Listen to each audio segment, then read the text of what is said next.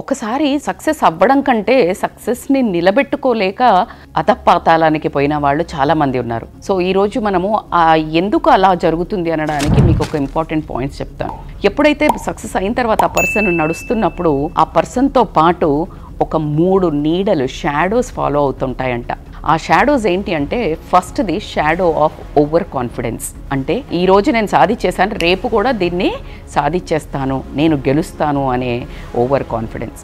రెండో shadow okay దాన్ని పట్టుకొని దాన్ని సంజాయించుకొని నడుస్తుంటే ఇంకొకటి మెల్లిగా బయటకు వస్తుంది.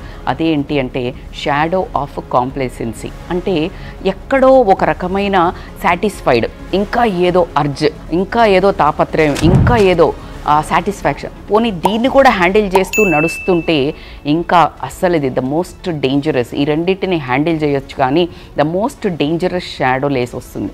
అదేంటి అంటే ఈగో. ఇక్కడ దొరికిపోతాం మనం.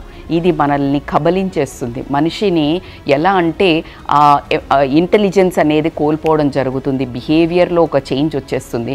అక్కడి నుంచి దీన్ని గనక మనం కరెక్ట్గా ఈ షాడో నుంచి తప్పించుకొని బయటపడకపోతే గనక నిజంగానే ఇది మనల్ని కబలించేసేసి అధపాతాళానికి తోస్తుంది. ఖచ్చితంగా ఈ మూడిటిని మీరు ప్రతిదీ సక్సెస్ అయ్యి ఎప్పుడైతే సెలబ్రేట్ చేసుకుంటారో ఈ 3 షాడోస్ని ఒక్కసారి నన్ను హైజాక్ చేస్తున్నాయా, కిడ్నాప్ చేస్తున్నాయా అని మాత్రం ఖచ్చితంగా ఆలోచించండి. Thank you.